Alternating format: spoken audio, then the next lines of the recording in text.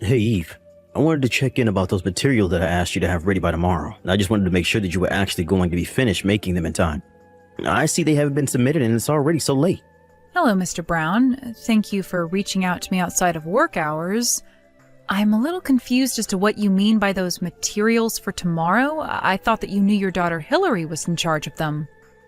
But I told her to go and ask her supervisors for help making them if it was going to be too difficult for her to do it on her own. Do you know that she's new to the company? Are you seriously going to pretend like it's okay to leave this work undone just because it was specifically assigned to you? I'm sorry if there's been some kind of miscommunication, Mr. Brown, but I've been checking in with Hillary every step of the way she's been doing this. And every time I've asked her if she's making progress or needs help, she always told me that things are going well. It was only today, right as I was supposed to be clocking out, that she came up to my desk and told me that she actually wasn't going to have it done on time at all. And that's when she asked me to take care of it for her. That's why I'm still at the office this late at night. So there you go. You admit that you were slacking off doing your duties as her supervisor and failed to assess the actual progress being made. Honestly, I don't know why this company ever gives these kinds of roles to women. They always let their petty interpersonal drama get in the way of everything. And then you have the gall to try and put this all on an employee that you were supposed to be keeping an eye on? Sir, are you really trying to pin all of this on me when I'm the one working hard to make sure this all gets finished before tomorrow? It's obvious that you were being a bad supervisor and making Hillary feel uncomfortable coming to you with this matter. It's no wonder she waited until the last minute to ask for your help in finishing it up. You really need to think about the environment you're making for our employees. Even if that was true, the fact of the matter is that Hillary didn't ask for my help in finishing it. She gave me what she had done and told me to do the rest for her. She told me she had plans that she couldn't miss and then left the office. And now you're trying to pin this all on my daughter just because she had plans for tonight? Who knows how long she's had this on her agenda? Hillary is still young. Do you understand that? You shouldn't be wasting her youth with busy work. Besides, it's like you said, it was time to quit for the day, and there's no reason why my Hillary should ever have to work overtime. If you're not going to do your job in making sure she gets her work done during work hours, then of course it's all going to fall back on you. Are you serious, Mr. Brown? I told you that I checked in with Hillary over and over again. Well, clearly you were doing something wrong or else none of this would have happened at all. Now quit trying to blame my daughter for your screw-ups. If my daughter asks you to finish her work for her, you just nod and say, yes, ma'am. I hope you're ready to spend all night at the office. So you really aren't going to talk to your daughter about making sure this doesn't happen again? Do I understand that right? She has a right as an employee to refuse to work past regular hours. And as her superior in the office, you need to quit abusing your power and recognize that right of hers.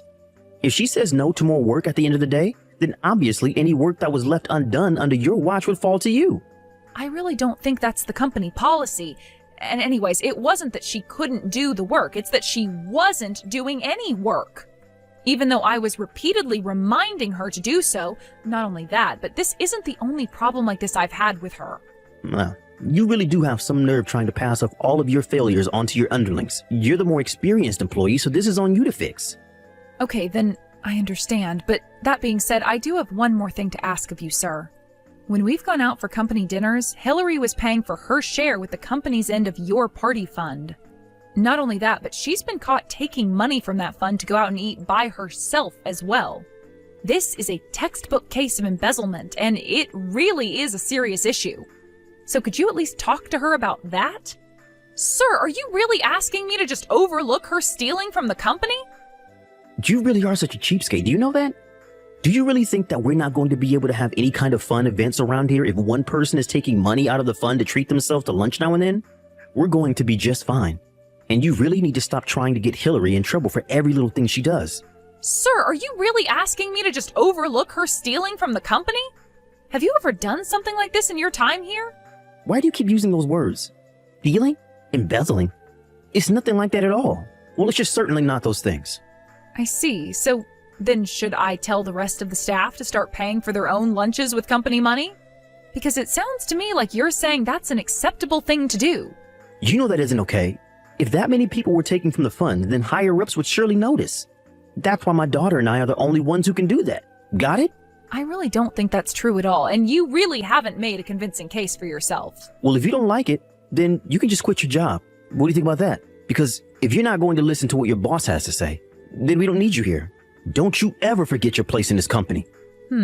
I see. Well, okay, I suppose I understand the situation better now, at least. I'll finish the rest of Hillary's work before the end of the night. See you tomorrow, Mr. Brown. Hey there, Eve. I was looking over the work that you left on my desk last night, and this looks perfect. Thank you so much. Even my dad was saying what an amazing job you did with all of this. I know that I should have left all this work for you. But man, I really didn't think that a company would let me get away with doing something like that. You only got away with doing it because your dad got you your job in this department. But if you ever go and find another job, I really wouldn't recommend acting the way that you have been.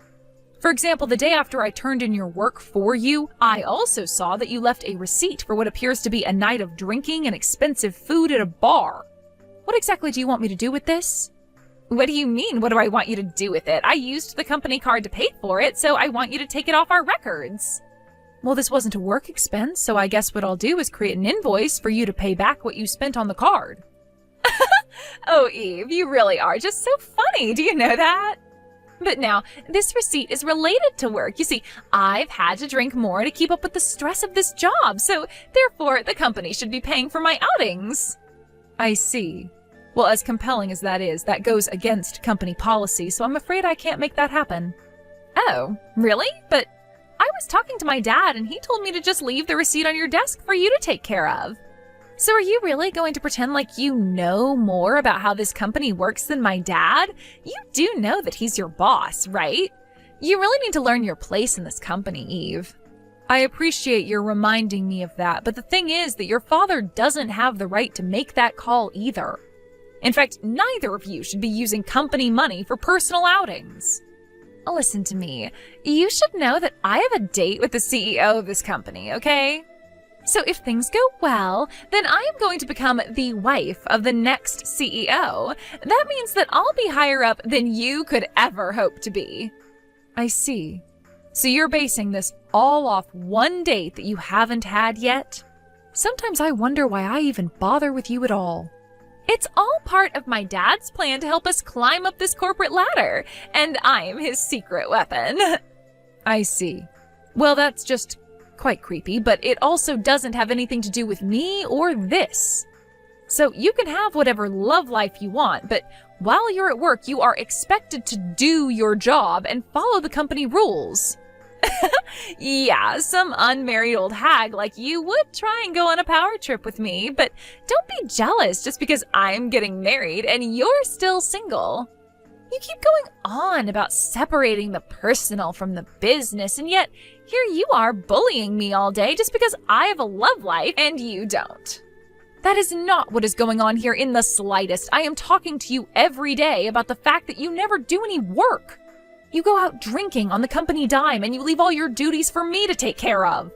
Is that how you think you should be behaving at your age? You really just know how to push my buttons, don't you? I had no idea you were such a cruel, horrible woman.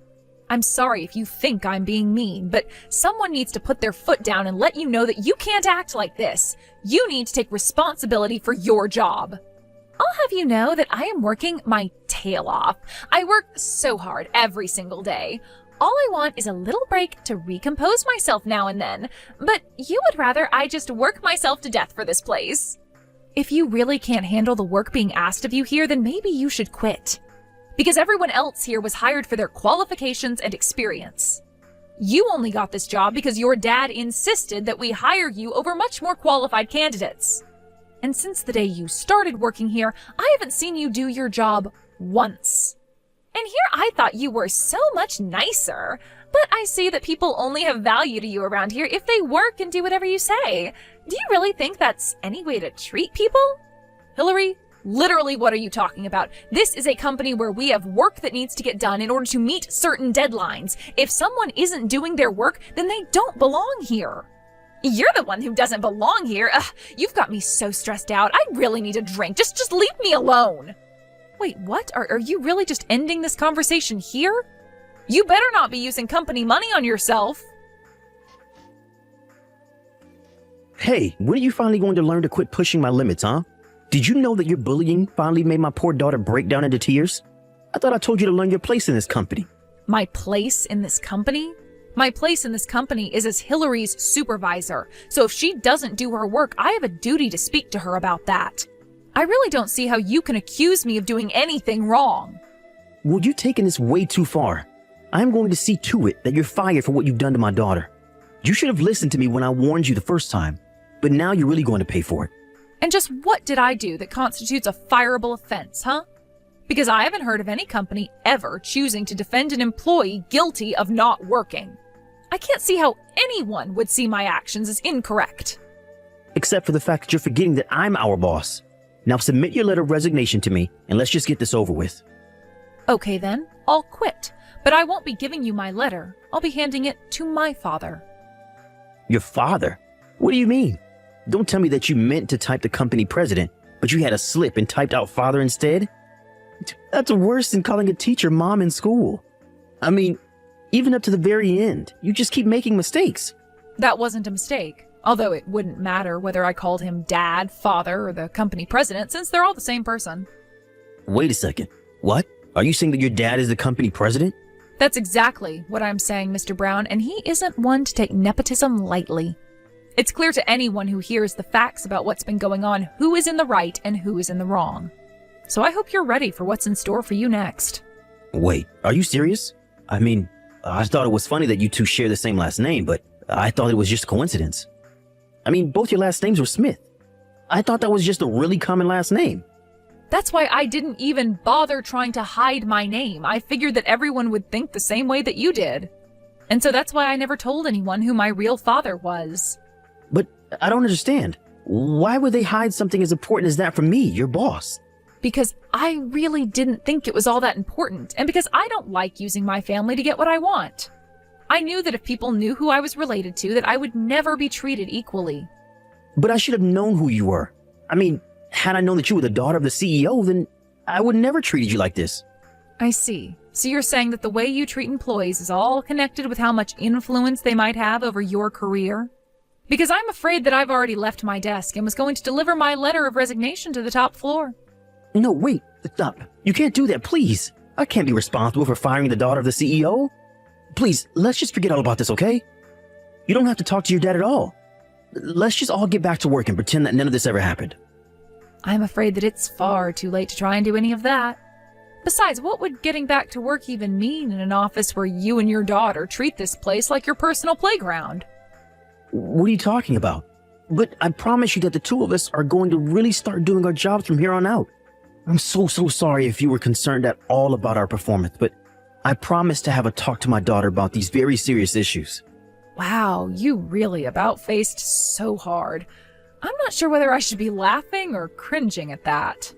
Who was the one who was just telling me that they would defend Hillary's slacking off? You're right. That was wrong of me, and I realize that now. I've been too soft to my daughter, and I promise to have a very stern conversation with her. Just please don't go and talk to your father about any of this yet. No, I really can't understand, and I am going to be talking to my dad. I have seriously had it with the two of you. You have broken so many rules and violated so many policies to just serve yourself and Hillary. Did you really think that I was just going to let you get away with all of this like it was nothing? I hope you can understand. Please, I really had no idea whose daughter you were. If I did, then I would have never acted in the way that I did towards you. It's just that, well, you know, these companies have strict structures, and sometimes I need to enforce them on underlings like I was doing with you. I wonder if you even realize the doublespeak that you engage in all of the time. Do you realize how many contradictions you're full of? Maybe if you actually showed any level of self-awareness, then I wouldn't feel the need to go through with this. Please, I'm begging you not to talk to your dad about this. It would cost me my job. Well, thankfully for you, my dad doesn't come back from a business trip until tomorrow. But he may have some words to exchange with you when he is back. Anyways, that's all I have to say on the matter. What could you possibly have to say to me now? Are you really going to pretend like you're sorry for what you did just because you got caught? Besides, after what you pulled, the police are going to get involved too. But please, surely we can just forget about all this, right? I just lost my temper is all. I don't care what excuse you have yourself. Letting you stay in this office any longer is putting all employees at risk. I mean, you were really trying to hurt me. I could tell. But I guess you thought that just because I'm a woman means that I would be weak, huh? I just didn't expect you to be so strong. Well, I've been doing judo ever since I was little. I throw men twice your size and triple your strengths on the mat like it's nothing. But the fact that you tried to ambush me in the parking lot, cover my mouth with your hand, you're nothing but a coward. Please, I didn't think that you would be able to fight back. Just give me one more chance. I'll even work for free. Just please, don't go to the police about this. It's far too late for any of that. I've already told my dad everything. You should have seen how angry he got, but don't worry, you're still allowed on company property for one more day. After all, my dad still wants to talk to you. So anyways, go to the top floor and have your conversation with him. And by the time you're finished cleaning out your desk, the police should be on the ground floor ready to pick you up.